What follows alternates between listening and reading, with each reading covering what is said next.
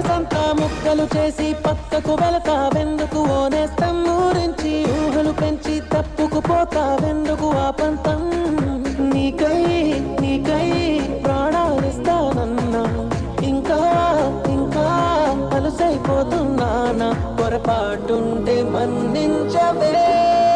మనసంతా ముక్కలు చేసి పక్కకు వెళతావెందుకు ఓనేస్తం ఊరించి ఊహలు పెంచి తప్పుకుపోతావెందుకు ఆ పంతం